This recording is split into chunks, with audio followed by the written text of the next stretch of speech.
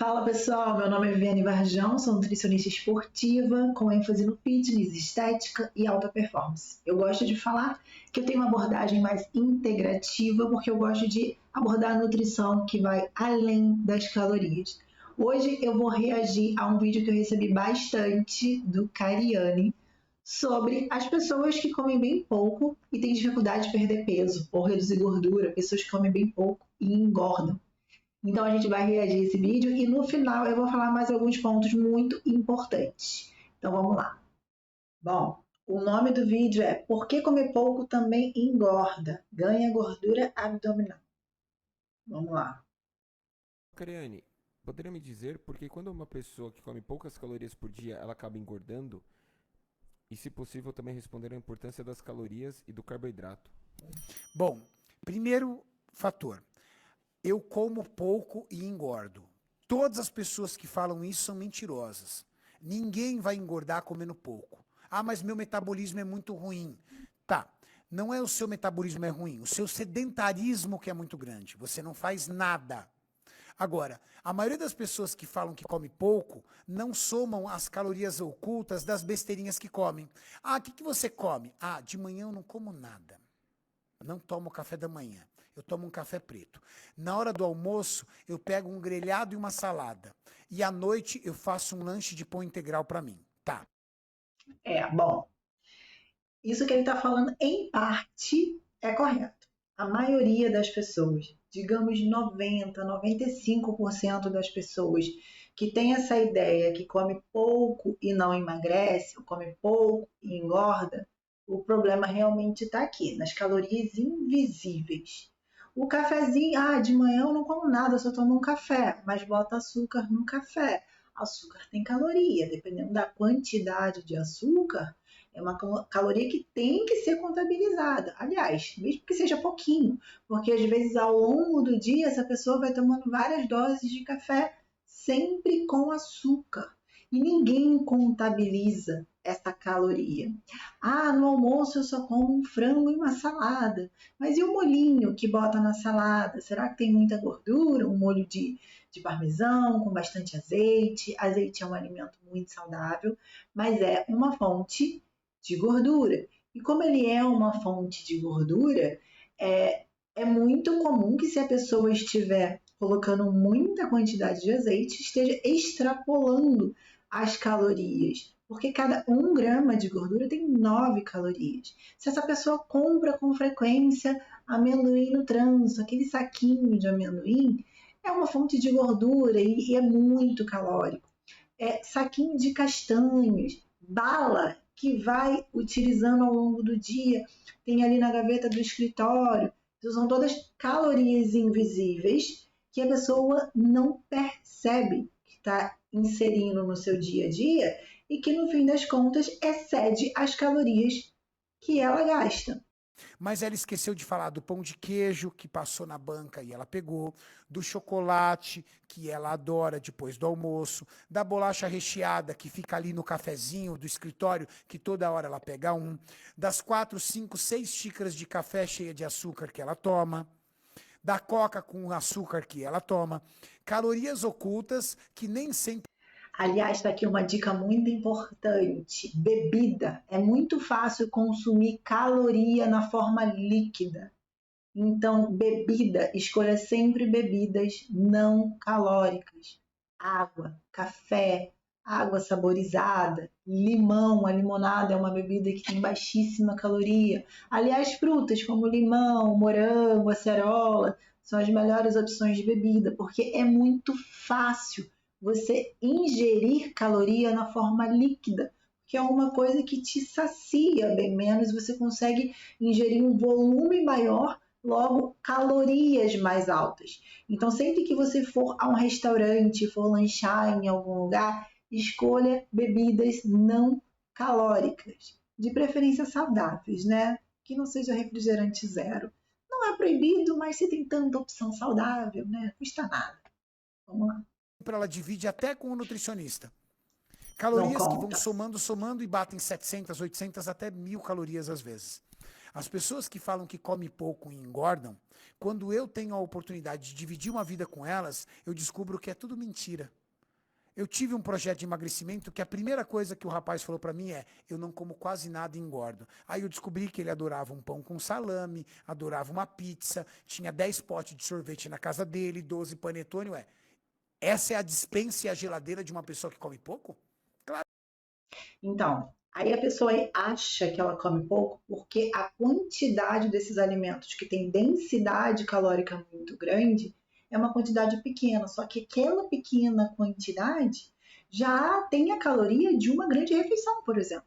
O saquinho de amendoim, por exemplo, que eu falei, um saquinho de 100 gramas de castanhas, por exemplo, que eu disse também é muito calórico. Tem a questão da comida fora de casa, que além de não saber a quantidade de gordura que é utilizada no preparo, tem a questão de qual é o tempero que é utilizado. Será que está extrapolando no sódio? Porque quando a gente está falando de peso, a gente também leva em consideração a retenção hídrica.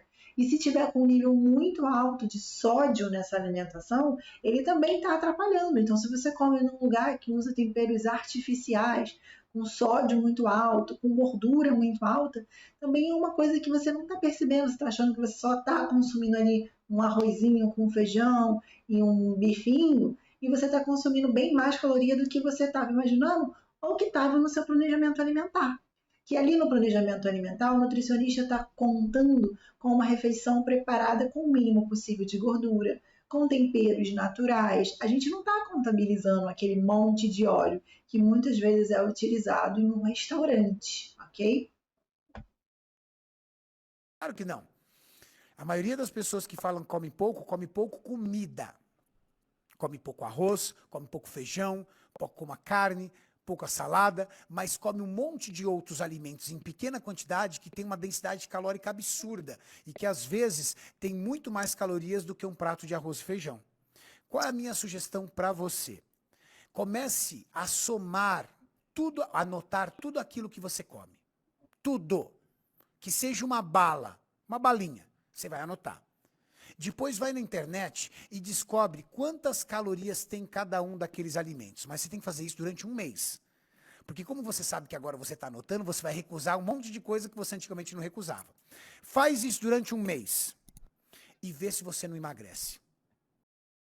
Gente, isso é uma dica muito importante. Aliás, já existem alguns aplicativos gratuitos que você pode baixar e ir calculando quanto de caloria você está consumindo ao longo do dia. E aí é muito legal que você tenha uma rotina normal. Você não vai dispensar coisas que normalmente você estaria comendo só porque você está contabilizando. Mas você vai anotando tudo ali para que você perceba quais são as calorias a mais que, sem perceber, porque eu acredito que não seja proposital, eu acredito que seja inocentemente, muita gente nem sabe, nem faz ideia de quantas calorias. Ninguém se sabota assim propositalmente, né? Querendo emagrecer. Mas você começa a ter percepção de onde pode estar o erro. Mas, apesar da maioria das pessoas a questão ser essa, calorias invisíveis, existe sim uma minoria que eu acredito sim que come pouco, faz atividade física ou tenta, está sempre se exercitando e não consegue emagrecer. Talvez você que esteja aí assistindo ao vídeo seja uma pessoa que está se sentindo injustiçada nesse momento. Porque você faz exercício físico, você às vezes vai para a academia 2 vezes ao dia, de manhã, de noite, faz funcional, faz musculação, fica contabilizando todas as calorias que come. Existe sim essa minoria e eu vou te falar de alguns fatores que podem estar influenciando nessa dificuldade. O primeiro dele é ter um metabolismo poupador. O que é um metabolismo poupador? É um metabolismo onde há uma superexpressão de genes poupadores. Genes poupadores foram genes que propiciaram que nós, seres humanos, estivéssemos aqui hoje. Então, lá atrás, quando existia escassez de alimento, foram genes poupadores de energia que propiciaram nossa sobrevivência. Então, se tem pouca comida, a gente gasta menos energia e aumenta o estoque de energia. Isso é sobrevivência. E se você é uma pessoa que tem um histórico de obesidade na vida inteira, sempre fez dieta, sempre fez restrição alimentar severa, sempre tomou inibidores de apetite, acabou comendo abaixo da sua taxa metabólica basal, você passou informação para o seu organismo que não tem alimento disponível. Você expressou mais esses genes e criou esse mecanismo de defesa. Seu metabolismo está cada vez mais baixo, gastando cada vez menos energia e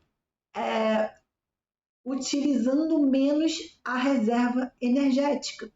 Então, você precisa modular esses genes. O segundo fator que pode estar acontecendo é um hipotireoidismo, é uma tireoidite de Hashimoto. A tireoide está diretamente relacionada com o nosso metabolismo energético.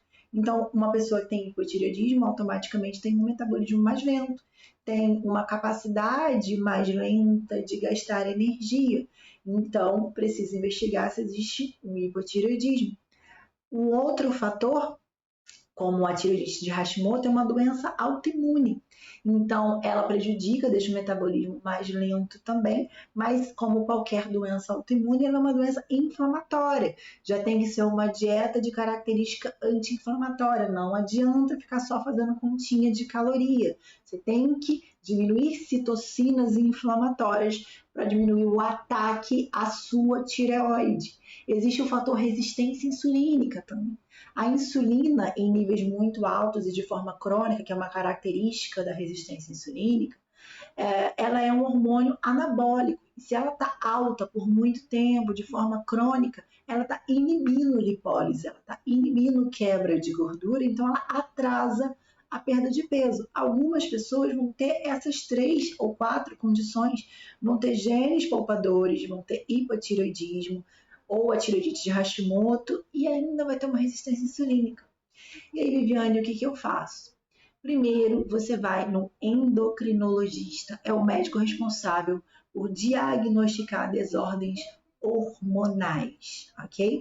O nutricionista, ele é necessário, mas ele não diagnostica. A gente precisa entender os exames, saber identificar, porque isso é muito importante na conduta, mas quem dá o diagnóstico e vai tratar se precisar de algum medicamento é o endocrinologista. E aí você vai chegar na sua nutricionista com os exames feitos e com o diagnóstico fechado e vocês vão fazer uma estratégia alimentar voltada. Então, se a gente estiver falando dos genes, os genes, existem exames que você pode ver, fazer um mapeamento genético, existem vários tipos de exames. Se você quiser que eu faça um vídeo só sobre as opções de exames genéticos, coloca aqui nos comentários que eu faça um vídeo só sobre isso. Mas você não precisa necessariamente fazer esses exames. Existem algumas características dentro disso tudo que eu falei, que você já vai saber que você pode ter uma influência genética dessa. Mas existem os moduladores, os doadores metílicos. Metilação, a grosso modo, é uma forma de modular os genes como se fosse um botão de liga e desliga, influenciando na expressão desses genes. Então, você pode ter um gene de determinada doença, diabetes, obesidade, e ele permanecer silenciado a sua vida inteira, dependendo do seu estilo de vida, da sua alimentação e da quantidade de doadores metílicos, da metilação do seu corpo. É uma forma de você modular esses genes. O hipotireoidismo, além do tratamento medicamentoso que você vai fazer com o endocrinologista, às vezes tem deficiência de nutrientes. Então, se você tem falta de selênio, de vitamina A, de zinco, a gente coloca alguns alimentos fontes desses nutrientes e você aumenta a sua conversão de T4 em T3. Porque, às vezes, não é que a tireoide não esteja produzindo os hormônios. Por deficiência nutricional, você está com baixa conversão periférica desses hormônios. Tem tudo a ver com o que você come. Tireoidite de Hashimoto, uma doença autoimune. Então, uma estratégia nutricional completamente anti-inflamatória.